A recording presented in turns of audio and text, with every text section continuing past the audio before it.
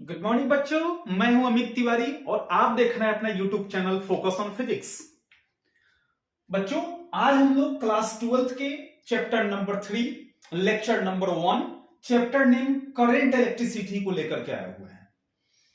इसके पहले चैप्टर 1 तथा चैप्टर 2 ऑलरेडी अपलोड हो चुके हैं, तो आपसे रिक्वेस्ट यही है कि इस चैप्टर को शुरू करने के पहले आप चैप्टर 1 तथा चैप्टर 2 को जरूर स्टडी कर लें, ताकि ये चैप्टर आपको काफी अच्छे से समझ में आ सके। तो शुरू करते हैं आज के क्लास को। करंट इलेक्ट्रिसिटी चैप्टर नंबर 3 है। सबसे पहले कुछ टर्म देखते हैं जो कि आपको ऐसा लगेगा कि क्लास 10th को पढ़ रहे हैं, लेकिन क्लास 10th के टॉपिक को हम पढ़ने नहीं चल रहे हैं, थोड़ा सा रिकैप करने चल रहे हैं हम लोग। ठीक है, देखिए सबसे पहले इसके पीछे वाले चैप्टर में और क्लास 10th में चार्ज के बारे में आप लोग ऑलरेडी पढ़ चुके होंगे कि चार्ज क्या होता है। ठीक है, फिलहाल हम जानते हैं कि पिछले चैप्टर में पढ़े थे कि चार्ज अपनी प्रॉपर्टी को दो तरीके से शो करता है।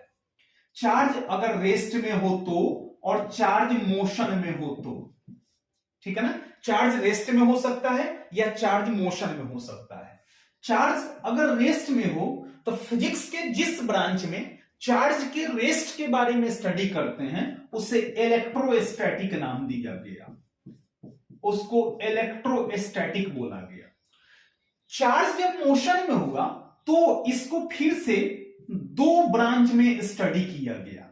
चार्ज जब यूनिफॉर्म मोशन में हो तब, और चार्ज जब नॉन यूनिफॉर्म मोशन में हो तब।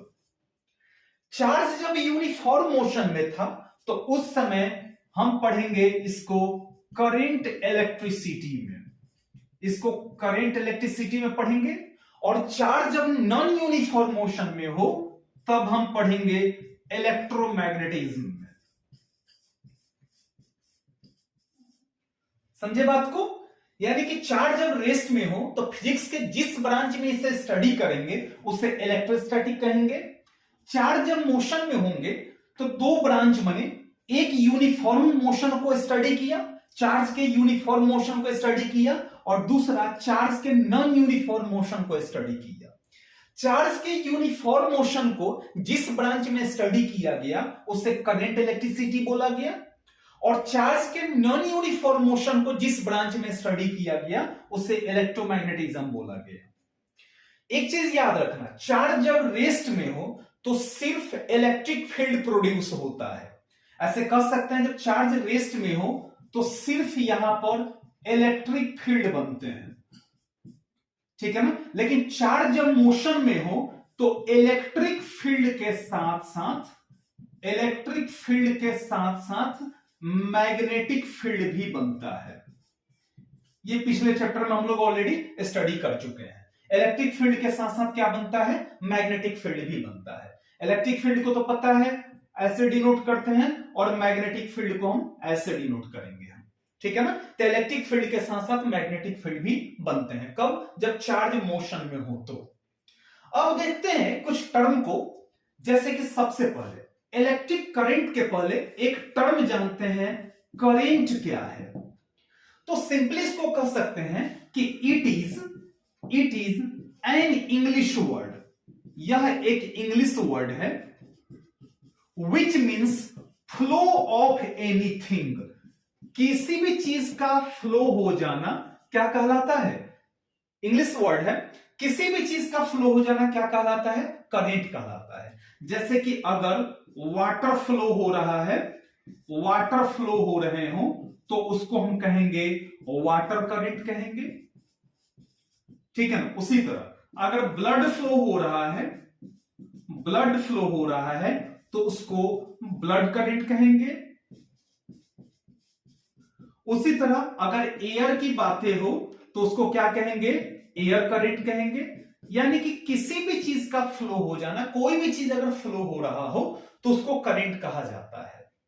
लेकिन इलेक्ट्रिक करंट में कुछ सिस्टम चेंज रहा।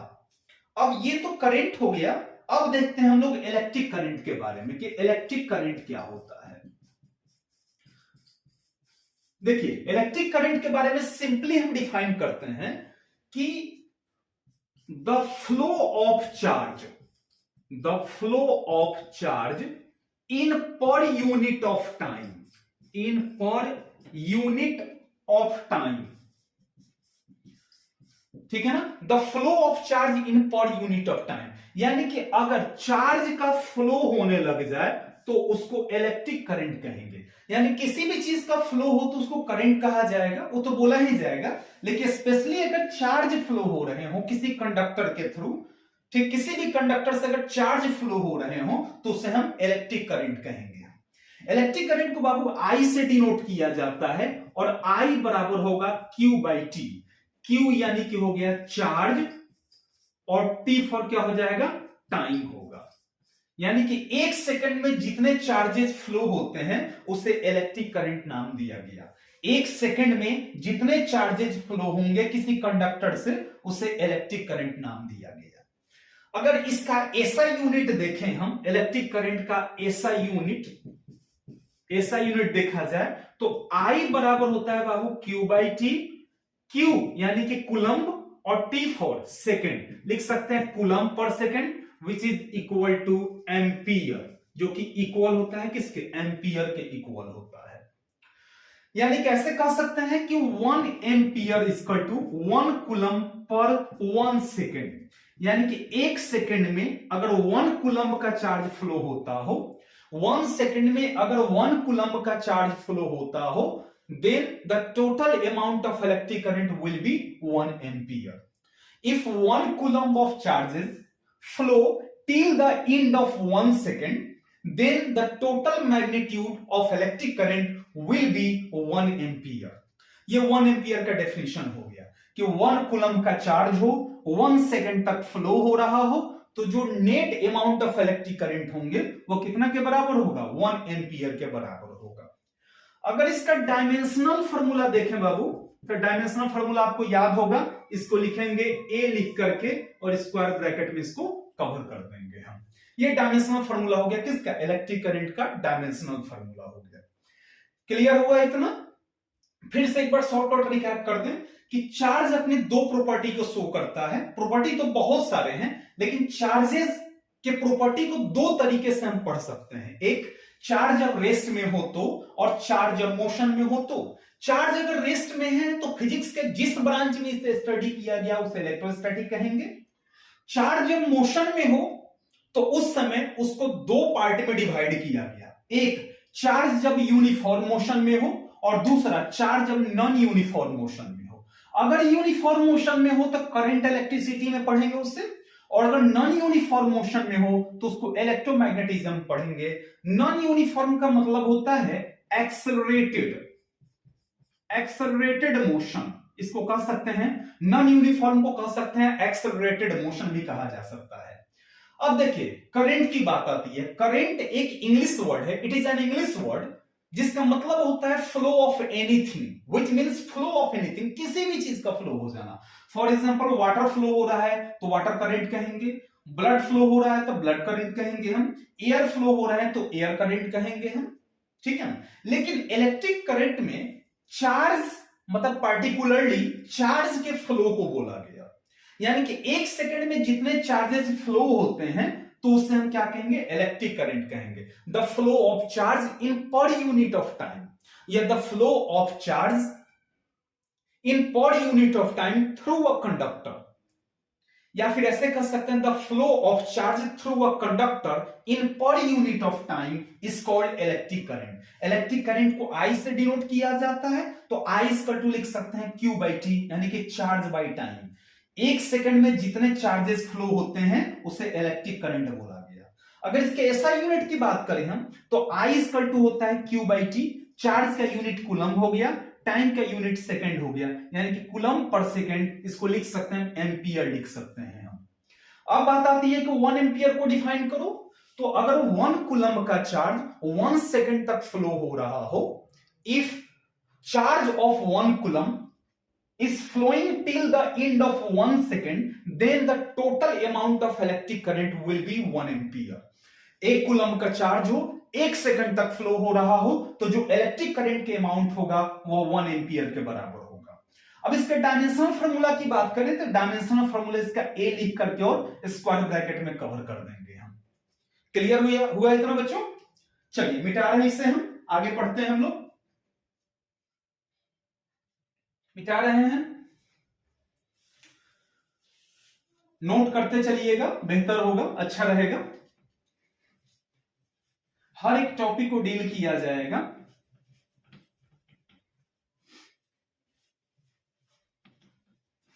जो टॉपिक या जो टर्म आपको नहीं समझ में आए, आप कमेंट सेक्शन में जाकर के कमेंट कर दीजिएगा। नेक्स्ट वीडियो में उस टॉपिक को हम समझाने की कोशिश करेंगे कि आपको क्यों नहीं समझ में आया। सो देखते हैं बच्चों नेक्स्ट की, अब देखते हैं हम लोग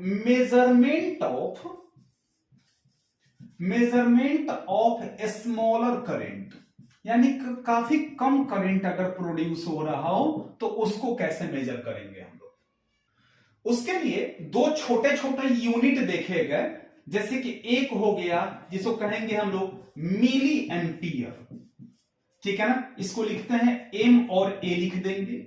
उसके बाद होता है लिखेंगे माइक्रो एम्पियर, जिसको लिखेंगे ऐसे माइक्रो एम्पियर लिखेंगे।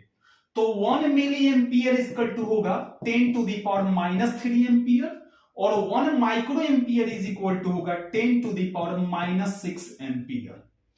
अब देखिए जो डोमेस्टिक एप्लियंसेज होते हैं, जो डोमेस्टिक एप्लियंसेज होंगे, जो घरों में यूज होते हैं, वो लगभग 1 एम्पियर का इलेक्ट्रिक करंट यूज करेगा। ये सब अप्रोक्स में होंगे, ठीक है ना। लाइटनिंग जो होता है यानी कि थंडर और लाइटनिंग होता है, वो लगभग होता है 10 टू द पावर 4 एम्पियर के बराबर होता है। सब अप्रोक्स में होंगे। और जो हमारे नर्व्स में है, इन आवर नर्व्स में जो इलेक्ट्रिक करंट प्रोड्यूस होता है वो लगभग 10 का पावर -6 एम्पियर के बराबर होता है। तो 10 टू द पावर -6 के बदले में क्या लिख सकते हैं, 1 माइक्रो एम्पियर लिखा जा सकता है। यह हमारे नर्व्स में होते हैं, बॉडी में जो नर्व होते हैं, छोटे छोटे नर्व्स हैं, उसमें भी इलेक्ट्रिक करंट प्रोड्यूस होता है, लेकिन काफी कम होता है। ये सब अप्रोक्स में होंगे, एक्यूरेट नहीं है ये सब के सब अप्रोक्स में है बाबू, सबके सब अप्रोक्स में होंगे। डोमेस्टिक एप्लियंसेज में 1 एम्पियर, लाइटनिंग में 10 टू द पावर 4 एम्पियर, और इन आवर नर्व्स में 10 टू द पावर -6 एम्पियर। सबसे ज्यादा किसमें प्रोड्यूस दिख रहा है, लाइटनिंग के समय में, ठीक है ना। लेकिन लाइटनिंग का जो इलेक्ट्रिक करंट होता है वो काफी मिनिमम टाइम के लिए होता है, और उस टाइप के इलेक्ट्रिक करंट को हम कहते हैं ट्रांसिएंट इलेक्ट्रिक करंट। उसको क्या कहा जाता है, ट्रांसिएंट इलेक्ट्रिक करंट कहा जाता है। जब मिनिमम टाइम के लिए कोई इलेक्ट्रिक करंट प्रोड्यूस हो रहा हो तो उसे ट्रांसिएंट इलेक्ट्रिक करंट कहेंगे हम। क्लियर हुआ बच्चों इतना पर? मिटा रहे हैं इसे हम।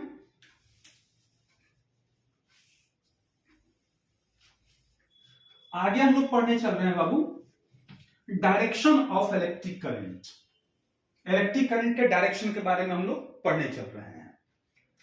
देखिए बच्चों, अब देखते हैं हम लोग डायरेक्शन ऑफ इलेक्ट्रिक करंट के बारे में थोड़ा सा देख लें हम लोग। Direction of electric current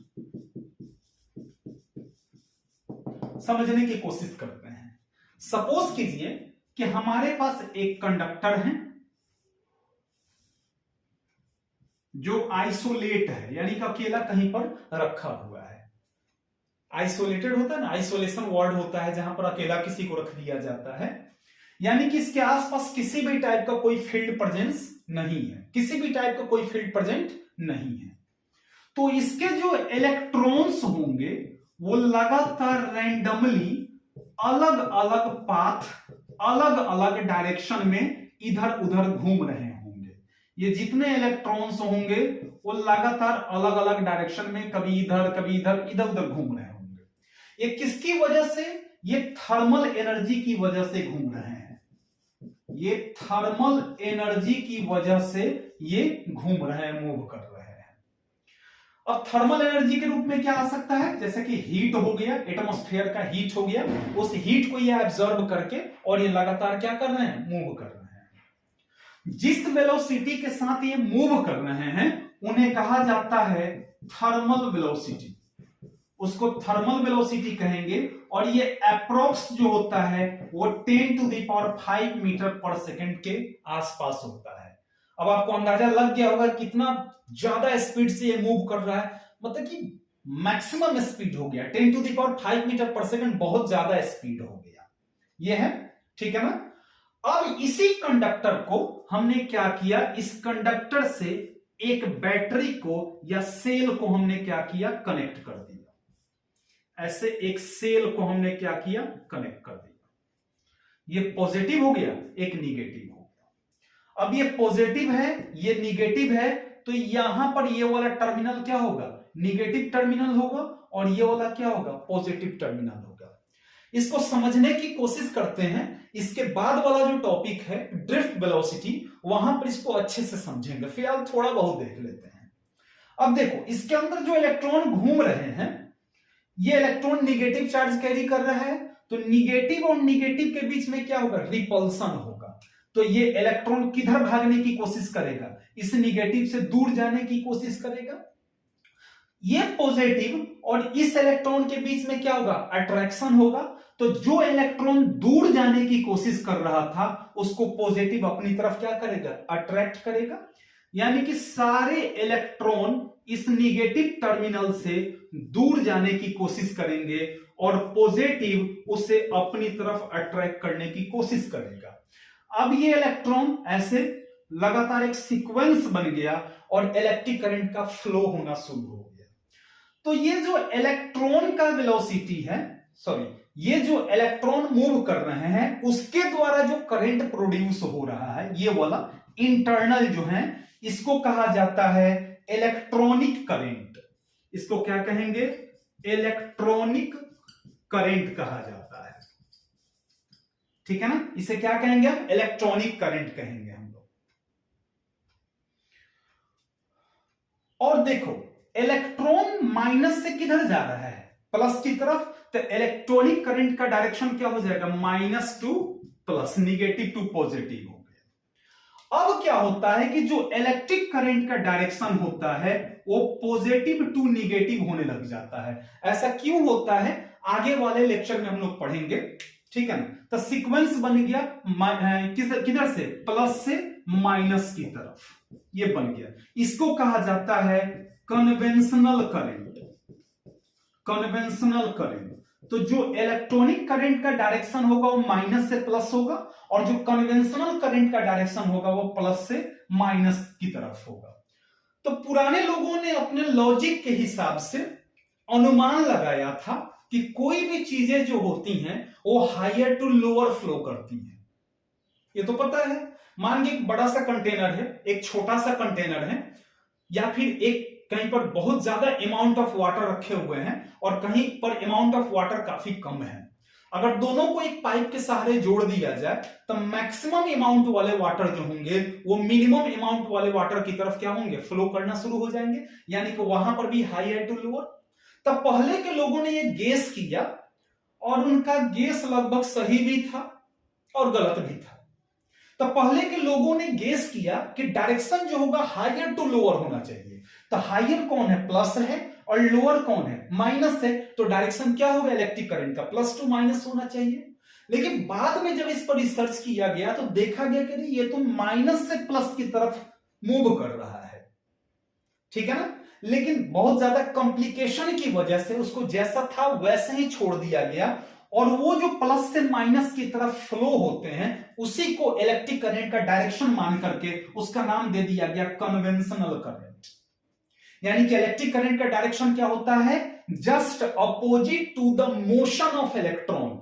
electron अगर सपोज करो ये ए पॉइंट है, ये बी टर्मिनल है, अगर बी से ए की तरफ फ्लो हो रहा हो then electric current will flow from A to B. तो जो इलेक्ट्रिक करंट का डायरेक्शन होगा वो कहां से, ए टू बी फ्लो होगा। सपोज करो इलेक्ट्रॉन अगर ऐसे जा रहा है, ए से बी की तरफ इलेक्ट्रॉन फ्लो हो रहा है, तो बी से ए की तरफ इलेक्ट्रिक करंट का डायरेक्शन हो जाएगा, बी से ए की तरफ, यानी कि इलेक्ट्रॉन के अपोजिट। और अगर थोड़ा देर के लिए सपोज कर लें कि प्रोटॉन मूव कर रहा है जो कि करता नहीं है, तो प्रोटॉन तो ऐसे ही मूव करेगा ना, सपोज किया जा रहा है, ऐसा होता नहीं है।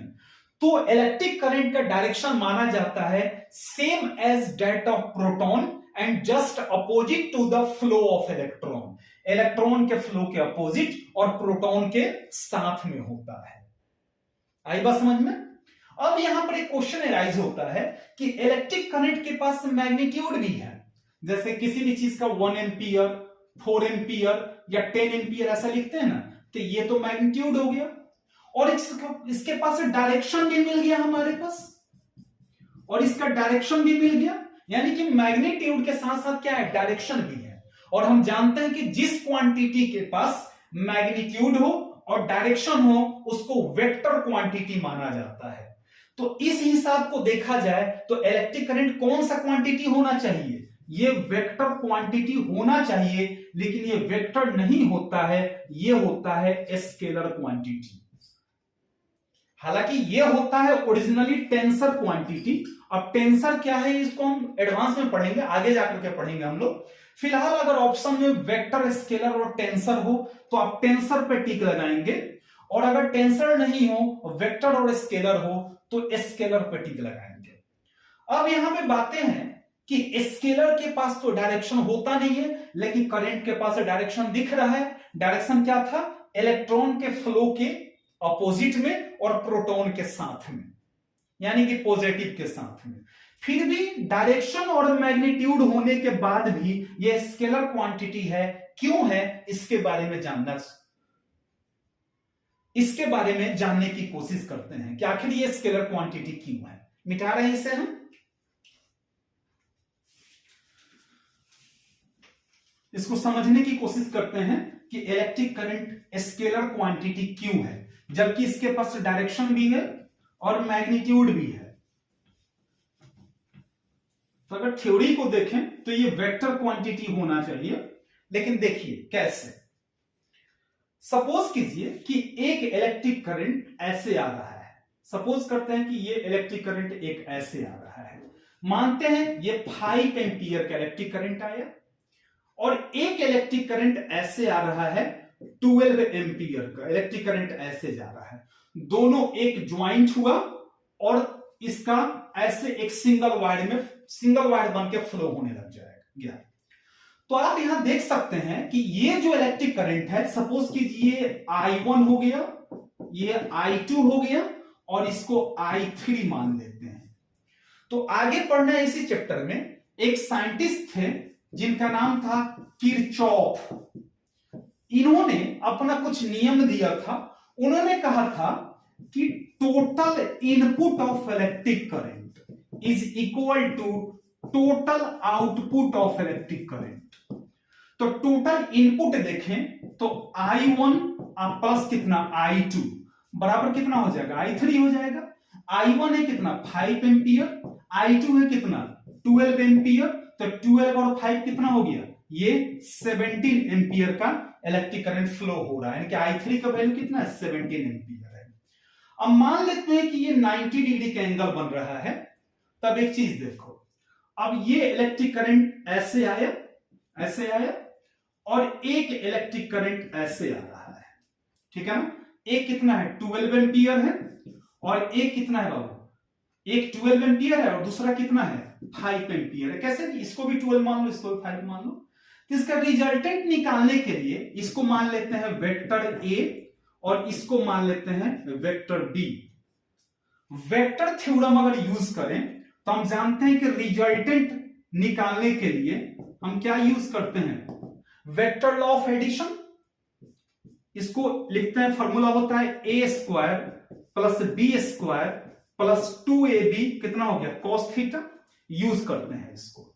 ए स्क्वायर, ए के बदले में 12, तो 12 का स्क्वायर आप प्लस 5 का square plus 2 into 12 into 5 into cos कितना डिग्री 90 डिग्री हो गया। cos 90 का वैल्यू 0 होता है, तो टोटल टर्म कितना हो गया 0 हो गया। तब बच गया हमारे पास 144 अब 5 5 25, यानी कि 169, और इसका रूट अगर बाहर निकालें तो कितना हो गया 13 एम्पियर हो गया। यानी कि वेक्टर के हिसाब से जोड़ें तो इसका रिजल्टेंट कितना आना चाहिए 13 एम्पियर आया। लेकिन ओरिजिनली जब मेजर किया गया तो देखा गया कि इसमें वैल्यू कितना आ रहा था, 17 एम्पियर आ रहा था। यानी कि ये वेक्टर लॉ ऑफ एडिशन को फॉलो नहीं कर रहा है। वेक्टर लॉ ऑफ एडिशन को यह फॉलो क्या कर रहा था, नहीं कर रहा था। That's why it is called as scalar quantity. यानी कि इसको डायरेक्ट मेथड, अलजेब्रिक मेथड जो होता है, अलजेब्रिक सम के मेथड से इसको जोड़ा जा सकता है। डायरेक्ट रूप से जोड़ सकते हैं हम सीधा। कितना, 5 और 12 कितना हो गया, 17 हो गया। अगर ये वेक्टर लॉ में जा रहे हैं तो हमारा आंसर कितना आना चाहिए, 13 एम्पियर आना चाहिए। लेकिन इस तरह से अगर आप दो वायर को एक साथ कनेक्ट करो और रिजल्टेंट जब आप वैल्यू मेजर करोगे तो उसका आपको 13 एम्पियर नहीं आएगा, उसका 17 एम्पियर आएगा। तो 17 एम्पियर कैसे आया, 5 और 12 को डायरेक्ट जोड़ने पर, वेक्टर लॉ ऑफ एडिशन के थ्रू नहीं। वेक्टर लॉ ऑफ एडिशन के थ्रू जोड़ने पर गलत आ रहा है, डायरेक्ट मेथड जोड़ने पर सही हो रहा है। That's why electric current is a scalar quantity, जबकि इसके पास डायरेक्शन और मैग्नीट्यूड दोनों होते हैं। तो इसका रीजन क्या होगा कि ये वेक्टर लॉ ऑफ एडिशन को फॉलो नहीं करता है। It doesn't follow the vector law of addition, that's why electric current is a scalar quantity, not a vector quantity. इसलिए स्केलर क्वांटिटी होता है, ये वेक्टर क्वांटिटी नहीं होता है। आगे बात समझ में। अब जैसे मान गए, सपोज करते हैं एक और, कि सपोज कीजिए एक है 4 एम्पियर का और एक है 3 एम्पियर का, दोनों को जोड़ा गया और एक थर्ड वायर बाहर निकला। अब इसका आंसर आप बता सकते हो, 4 और 3 कितना हो गया, 7 एम्पियर। जबकि vector law of addition use करोगे तो यहां वैल्यू रखेंगे 4, यहां 3 0, तो 16 और 9 25, यानी कि √5। यानी कि आना कितना चाहिए था, वेक्टर लॉ के हिसाब से 5 एम्पियर आना चाहिए था, लेकिन हमको आ कितना रहा है, 7 एम्पियर आ रहा है। इसलिए वेक्टर लॉ ऑफ एडिशन से करने पर ये गलत हो जा रहा है। तो इस तरह के बहुत सारे केसेस मिलेंगे आगे जब हम लोग पढ़ेंगे तो, ठीक है ना, वहां पर देखने को मिलेगा ऐसा न्यूमेरिकल सब। तो क्लियर हो गया ये, चलिए मिटा रहे हैं इसे हम।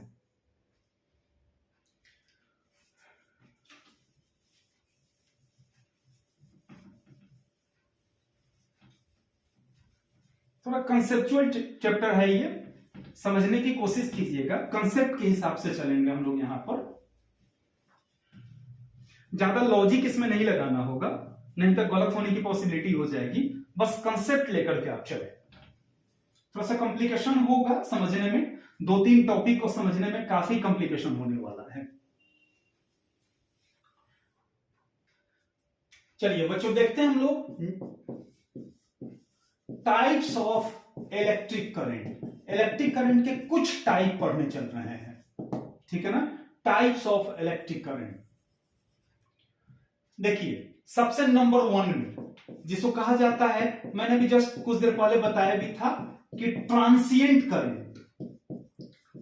ट्रांसिएंट करंट होता है जो मिनिमम टाइम के लिए आता है, ये काफी मिनिमम टाइम के लिए एप्लीकेबल होता है, काफी कम समय के लिए। जैसे कि एग्जाम्पल के रूप में आप लाइटनिंग का एग्जाम्पल ले सकते हैं, बिजली जब चमकती है तो काफी कम देर के लिए, that is called transient current. Number 2 में कहेंगे average current. Average electric current बोल सकते हैं, एवरेज इलेक्ट्रिक करंट, ठीक है ना। तो इसको अगर देखें हम लोग आई एवरेज, तो इसका होगा delta Q by delta T, यानी कि Q2 माइनस Q1 और बाई T2 माइनस T1। कैसे आएगा, इस पर न्यूमेरिकल कुछ हम लोग पढ़ेंगे तो क्लियर हो जाएगा कंसेप्ट। उसके बाद थर्ड नंबर में आता है, थर्ड नंबर में बच्चों आता है जिसको कहेंगे हम लोग इंस्टेंटेनियस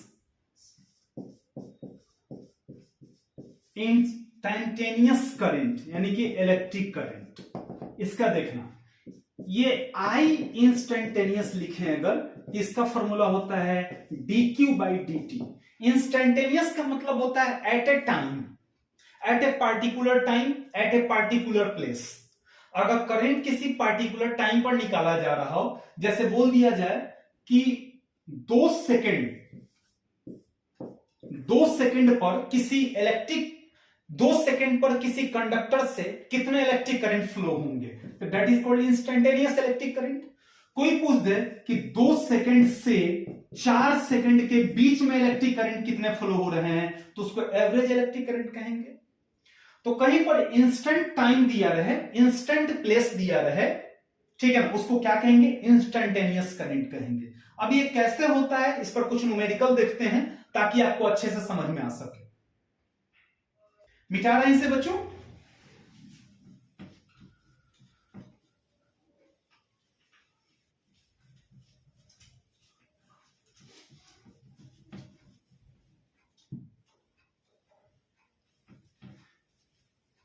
देखिए हमने 2 फार्मूला देखा। एक फार्मूला देखा एवरेज इलेक्ट्रिक, इधर मैंने लिख दे रहा हूं कि एवरेज जो इलेक्ट्रिक करंट होता है वो फार्मूला होता है Q2 माइनस Q1 और बाई T2 माइनस T1। और इंस्टेंटेनियस इलेक्ट्रिक करंट जो होता है वो होता है dQ बाई dt। अब इस पर कुछ क्वेश्चंस बनेंगे, देखते हैं हम लोग कुछ क्वेश्चन को, फिर आगे बढ़ते हैं। देखिए बच्चों दिया हुआ है कि इफ चार्ज Q बराबर 4t square plus 5t plus 6 coulomb. Question number 1 है कि find instantaneous electric current at t बराबर 4 सेकेंड, और दूसरा है कि find average electric current between 0 second to 5 second. 0 second से 5 सेकेंड के बीच में क्या निकालना है, एवरेज इलेक्ट्रिक करंट निकालना है। तो पहले देखते हैं, Q बराबर दिया हुआ है 4t square plus 5t plus 6। Instantaneous electric current का फॉर्मूला होता है बाबू dQ बाई dt। लिखते हैं d अब बाई dt हो गया, Q का वैल्यू पुट कीजिए, कितना है 4t square plus 5t plus कितना हो गया 6 हो गया। इसको डिफरेंशिएट कीजिए तो d 4t square by dt plus d 5t by dt अब प्लस d6 अब बाई कितना हो गया dt हो गया। अब इसको डिफरेंशिएट कर लेते हैं बाबू, ये कितना हो जाएगा 4 बाहर हो गया तो लिख सकते हैं dt स्क्वायर बाई dt आप प्लस इसमें 5 बाहर हो गया तो dt बाई dt और प्लस कांस्टेंट टर्म का डिफरेंशिएशन कितना होता है 0 होता है। ये हो गया 4 इंटू ये हो गया 2t का पावर 1 आप प्लस 5 dt से dt कैंसिल 0 खत्म, तो हो गया 4 टू जा 8t प्लस 5। अब इंस्टेंटेनियस कितना पर निकालना है 4 सेकंड पर निकालना है, तो वैल्यू पुट कर दीजिए t का 4 आप प्लस 5 8 4 जा 32 आप प्लस 5 कितना हो गया 37 एम्पियर का इलेक्ट्रिक करंट फ्लो हो रहा है इसमें से। क्लियर हुआ, ठीक है ना। ये क्या निकल गया इंस्टेंटेनियस निकल गया। अब बात आती है कि एवरेज कैसे निकालें, या तो इंस्टेंटेनियस हो गया डिफरेंशिएट कर दिया हमने। अब सेकंड इसका जो क्वेश्चन है, सेकंड जो पोर्शन है वो देखिए, सेकंड पोर्शन देखिए कि क्या है। सो करे find average electric current 0 second to 5 second के बीच में। तो देखिए चार्ज कितना दिया हुआ है, दिया हुआ है 4t square plus 5t plus 6। तो Q कितना पर निकाल रहे हैं 0 सेकंड पर निकाल रहे हैं, तो 4 इंटू 0 का स्क्वायर 5 इंटू 0 प्लस 6, तो 0 0 0 कितना हो गया 6 बच गया। अब निकाल रहे हैं Q कितना पर 5 सेकंड पर, वैल्यू पुट कीजिए 4 इंटू 5 का स्क्वायर 5 इंटू 5 और प्लस कितना 6, तो हो जाएगा कितना 4 इंटू 25 आप प्लस 25 प्लस 6 हो गया कितना 131। ये क्या निकला चार्ज निकाल रहे थे कूलम्ब हो गया, और ये भी कितना हो गया कूलम्ब हो गया। अब निकालते हैं फॉर्मूला से I एवरेज बराबर फॉर्मूला Q2 माइनस Q1 अब बाई T2 माइनस T1। अब Q2 कितना है 131, Q1 कितना है 6 है, और बाई टाइम 2 कितना है 5 सेकंड है, और टाइम 1 कितना है 0 सेकंड है। तो 131 में से 6 गया 125 और 5 में से 0 5 कैंसिल हो गया, कितना हो गया 25 आ गया। तो क्या निकाल रहे हैं एवरेज इलेक्ट्रिक करंट निकाल रहे हैं, तो 25 एम्पियर इसका आंसर हो गया। देख लीजिए अंतर पड़ गया ना, यहां पर 37 एम्पियर था, ये किस पर निकालना था, डायरेक्ट 4 सेकंड पे ही निकालना था, बिटवीन गिवन नहीं था, वहां पर बिटवीन गिवन नहीं था, लेकिन यहां पर बिटवीन गिवन है किससे, 0 से 5 सेकंड के बीच में, जब हमने निकाला था कितना आ गया, 25 एम्पियर आ गया। चलिए इस पर एक और क्वेश्चन देखते हैं, अच्छा रहेगा, मिटा रहे हैं बच्चों। नेक्स्ट क्वेश्चन पे चलते हैं, एक और क्वेश्चन न्यूमेरिकल देखते हैं इससे रिलेटेड, फिर आगे बढ़ते हैं।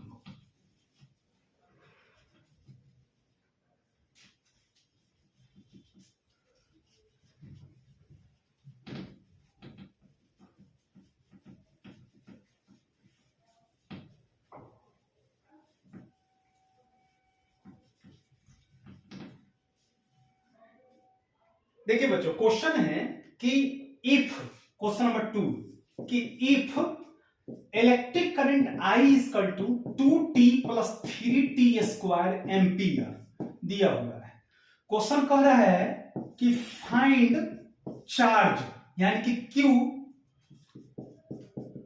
During 2 second to 3 second, 2 second से 3 सेकेंड के बीच का चार्ज निकालना है, ठीक है ना। तो देखिए सबसे पहले हम जानते हैं, फॉर्मूला यूज करते हैं कि इलेक्ट्रिक करंट I बराबर क्या होता है, dq बाई कितना होता है, dt होता है। अगर dq निकालें तो लिख सकते हैं dt इंटू I लिख सकते हैं, यानी कि dq बराबर I इंटू dt लिख दिया। अब dq बराबर I का वैल्यू पुट कीजिए, कितना है 2t प्लस कितना 3t स्क्वायर इंटू dt। अब इसको क्या करेंगे हम, dq है तो इंटीग्रेट कर दिए, ये इंटीग्रेट कर दिए कहां से, 2 सेकंड से 3 सेकंड के बीच का, तो dq को इंटीग्रेट करेंगे तो q आ गया। अब इसका इंटीग्रेशन देखिए, इसको लिखेंगे हम इंटीग्रेशन 2t इंटू dt, 2 से 3 सेकंड, आप प्लस, प्लस है तो प्लस लिख देंगे, फिर लिखेंगे 3t स्क्वायर dt, इंटीग्रेशन का साइन कहां से, 2 से 3 सेकंड के बीच का। अब फिर देखिए q बराबर, इसको तोड़ते हैं, 2 का 2 रहने देते हैं, जब t को इंटीग्रेट करेंगे तो आएगा t स्क्वायर बाई 2, ये हो गया, कहां से कहां तक, 2 सेकंड से 3 सेकंड तक, प्लस ये 3 का 3 रहने दीजिए, और t स्क्वायर को जब इंटीग्रेट करेंगे तो होगा t3 अब बाई 3, कहां से कहां तक, 2 सेकंड से 3 सेकंड तक होगा।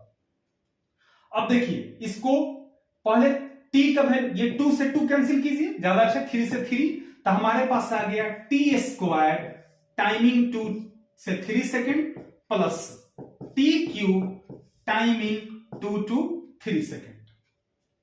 अब क्या कीजिए बाबू, एक बार t का वैल्यू 3 रखिए, 3 का रखें तो 3 का स्क्वायर माइनस कर दीजिए, एक बार t का वैल्यू 2 रखिए तो कितना हो गया, 2 का स्क्वायर हो गया, ये बच गया, प्लस एक बार t का वैल्यू 3 रखिए तो 3 का क्यूब, और t का वैल्यू कितना 2, तो कितना हो गया, 2 का क्यूब हो गया, ये कर दिया हमने। 3 का स्क्वायर 9, 2 का स्क्वायर 4 प्लस 3 का क्यूब 27 और 2 का क्यूब 8 हो गया, तो 9 माइनस 4 5, और 27 में से 8 जाएगा 19 हो गया, तो 19 और 5 कितना हो गया 24, निकाल क्या रहे हैं, क्यों निकाल रहे हैं बाबू, तो 24 कूलम्ब हो गया, यानी कि इसका चार्ज कितना हो गया, फाइंड क्यों पूछ रहा है ना, तो चार्ज कितना आ गया, 24 कूलम्ब का चार्ज हो गया इस पर।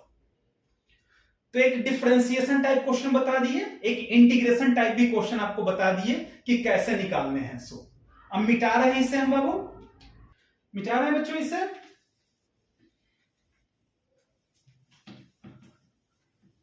कंसेप्ट समझ में आना चाहिए, ज्यादा ड्यूरेशन लेकर के कम टॉपिक पढ़ेंगे, लेकिन समझ करके पढ़ेंगे, हर एक टॉपिक को क्लियर करते चलेंगे, ताकि आपके बोर्ड का क्वेश्चन या फिर किसी कंपटीशन में अगर आप बैठ रहे हैं तो वहां भी क्वेश्चन न छूटे।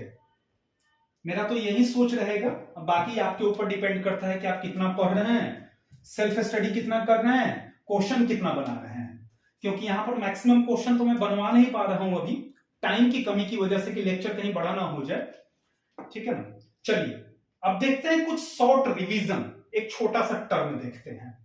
अब सपोज कीजिए कि सपोज करते हैं व्हेन इलेक्ट्रॉन्स या when electron revolves around a circular path, देखना बाबू ध्यान से, around a circular path with radius r and velocity v। अब सपोज कीजिए कि एक सर्कुलर पाथ है हमारे पास, जिसका सेंटर यहां पर मैंने बना दिया, और ये रेडियस r हो गया, और इलेक्ट्रॉन मूव कर रहा है वेलोसिटी v के साथ। सपोज कीजिए ये इलेक्ट्रॉन का रिवॉल्यूशन हो रहा है। तो यहां पर अगर बाबू हम टाइम पीरियड निकालें, देखना एक चीज निकालना है इसमें, टाइम पीरियड निकालें, तो टाइम पीरियड को हम t से डिनोट करते हैं, तो t को लिख सकते हैं हम 2 पाई r बाई v, यानी कि डिस्टेंस बाई वेलोसिटी, टाइम बराबर डिस्टेंस बाई वेलोसिटी हो सकता है, 2 पाई r बाई v, यानी कि t इज इक्वल टू आ गया 2 पाई r बाई v। अगर फ्रीक्वेंसी निकालें तो 1 बाई t लिख सकते हैं, यानी कि 1 by 2 pi r by v, यानी कि v बाई कितना हो गया 2 पाई r हो गया। ये किसका फ्रीक्वेंसी हो गया, इलेक्ट्रॉन्स का फ्रीक्वेंसी है यहां पर। अब हम निकाल रहे हैं electric current at any point of circular path, circular path के किसी भी पॉइंट पर इलेक्ट्रिक करंट निकाल रहे हैं। तो फॉर्मूला हो जाएगा electric current is equal to, formula होगा टोटल चार्ज इन 1 रिवॉल्यूशन, एक बार रिवॉल्व करने में इलेक्ट्रॉन के द्वारा जितना चार्ज गेन या लॉस किया जाएगा, और इनटू फ्रीक्वेंसी। तो इसमें चार्ज कौन मूव कर रहा है, यहां पर इलेक्ट्रॉन मूव कर रहा है, तो चार्ज के बदले में E इंटू एफ लिख सकते हैं, बराबर E रहने देते हैं, F का वैल्यू पुट कीजिए, V बाई कितना है 2 पाई r है, यानी कि इलेक्ट्रिक करंट इक्वल टू हो गया EV बाई कितना 2 पाई r। ये सर्कुलर पाथ के लिए हो गया। अब एक चीज और देखो यहां पर, ठीक है ना, अब यहां पर हमारे पास EV बाई कितना है 2 पाई r है, थोड़ा सा बैक में चलते हैं, E by 2 pi r Guna V का वैल्यू पुट कीजिए। अगर यहां से V निकालें तो लिख सकते हैं 2 पाई r बाई t, तो लिख सकते हैं 2 पाई r by t, 2 pi r से 2 पाई r कैंसिल, हमारे पास कितना हो गया E बाई टी आ गया ना E बाई टी। अब एक चीज देखो, E का मतलब हो गया चार्ज, और T का मतलब क्या हो गया टाइम, और इलेक्ट्रिक करंट का फॉर्मूला होता है ना चार्ज बाई टाइम। तो चूंकि सर्कुलर पाथ पर इलेक्ट्रॉन रिवॉल्व कर रहा है, तो चार्ज के रूप में किसका चार्ज लेके चलेंगे, इलेक्ट्रॉन का चार्ज लेकर के चलेंगे। तो Q के बदले में हमने E रख दिया, और टाइम T है यहां पर। तो यहां से आप ये फॉर्मूला यूज करो, रेडियस वेलोसिटी दिया हो तो ये फॉर्मूला यूज करो, या फिर इलेक्ट्रॉन का चार्ज तो पता ही होगा, जैसे मान के क्वेश्चन दे दे कि सर्कुलर पाथ पर इलेक्ट्रॉन के द्वारा 2 सेकंड में इलेक्ट्रिक करंट जो प्रोड्यूस होगा वो निकालिए। तो I बराबर E बाई टी, E के बदले में हम इलेक्ट्रॉन का चार्ज रख देंगे 1.6 इंटू 10 का पावर -19 कूलम, और टाइम जितना दिया रहेगा टाइम से डिवाइड कर देंगे, आंसर हो जाएगा। जैसे 2 सेकंड में है तो 1.6 बाई 2 यानी कि 0.8 इंटू 10 का पावर -19 एम्पियर हो जाएगा। तो इस तरह से हम कैलकुलेट कर सकते हैं, किस तरह सर्कुलर पाथ पर निकाल सकते हैं हम लोग। क्लियर हुआ? तो 2-3 फॉर्मूला ही हम लोग पढ़ पाए, ज्यादा फॉर्मूला तो यूज हुआ नहीं इसमें। कौन कौन सा फॉर्मूला यूज हुआ एक बार देख लेते हैं हम लोग, ठीक है ना। इसको मिटा करके हम यहीं पर लिख दे रहे हैं, ठीक है ना। पहला तो फॉर्मूला हम पढ़े हैं कि I इक्वल टू होता है Q बाई टी, उसके बाद आया I एवरेज, तो लिख सकते हैं Q2 minus Q1 by T2 minus T1। उसके बाद आया I इंस्टेंटेनियस, I इंस्टेंटेनियस का फॉर्मूला हो गया dQ बाई कितना dt हो गया। और बाकी तो यहां पर आपके पास है ही कि सर्कुलर पाथ पर घूम रहा हो तो EV बाई 2 पाई r हो जाएगा, या फिर एक और फॉर्मूला देखें हम E बाई टी भी देखे हैं। तो ये 2-3 फॉर्मूला है, जैसे कि ये पहला फॉर्मूला यूज करें, दूसरा ये यूज करें, तीसरा ये यूज करें, 4 में इसको यूज कर सकते हैं या इसको, किसी को भी। अब ये नहीं कि 1 नंबर में दिया है कि सबसे पहले इसको यूज करेंगे, ऐसा नहीं है कुछ भी, ठीक है ना। आप कहीं से भी यूज करेंगे, बस क्वेश्चन में देख लें कि क्या दिया हुआ है और क्या हमें निकालने हैं। तो उम्मीद है कि आज का लेक्चर आपको काफी अच्छे से समझ में आया होगा। नेक्स्ट लेक्चर में हम लोग पढ़ने वाले हैं ड्रिफ्ट वेलोसिटी। क्या पढ़ने वाले हैं हम लोग नेक्स्ट लेक्चर में पढ़ने वाले हैं ड्रिफ्ट वेलोसिटी के बारे में, और उससे रिलेटेड कुछ क्वेश्चंस देखेंगे। जब सारे लेक्चर खत्म हो जाएंगे बाबू, तो इस चैप्टर से जितने क्वेश्चन पूछे गए हैं, बोर्ड में पूछे जाएं या फिर किसी कंपटीशन में पूछे गए हों, उसको सॉल्व कराने की हम कोशिश करेंगे। थोड़ा सा टाइम लगेगा, लेकिन हर एक कंसेप्ट के साथ हर एक क्वेश्चन को सॉल्व कराने की हम कोशिश करेंगे हम, ठीक है ना। हम लोग छोटे टीचर हैं, ज्यादा हम लोग पे कोई ध्यान देता नहीं है, लेकिन हम लोग भी वही कंसेप्ट बताते हैं जो बड़े बड़े टीचर लोग बताते हैं। बस अपना नजरिया बदलो और समझने की कोशिश करो। हम लोग भी उतना ही चीज पढ़ाते हैं, वही चीज पढ़ाते हैं जो बड़े बड़े लोग पढ़ाते हैं। तरीका उनका भी अच्छा होता है, तरीका हमारा भी अच्छा होता है, लेकिन आप लोग व्यू देख करके, सब्सक्राइबर देख करके सोचते हो अरे व्यू अच्छा नहीं है, सब्सक्राइबर ज्यादा नहीं है, तो इनका हम नहीं देख पाएंगे। एक बार वीडियो खोल के तो देखो कि आपको कंसेप्ट क्लियर हो रहा है कि नहीं हो रहा है, ठीक है। नहीं हो रहा है तो जबरदस्ती थोड़ी ही आप मत देखें, लेकिन अगर आपका कंसेप्ट क्लियर हो रहा है तो बेहतर प्लेटफॉर्म है आपके लिए। चलिए कोई बात नहीं है, नेक्स्ट क्लास में जल्दी मिलते हैं हम लोग। कौन से टॉपिक के साथ? ड्रिफ्ट वेलोसिटी के साथ। तब तक के लिए खुश रहिए, सुरक्षित रहिए, और सबसे इंपॉर्टेंट पढ़ते रहिए, रिवीजन करते रहिए। Thank you so much Babu.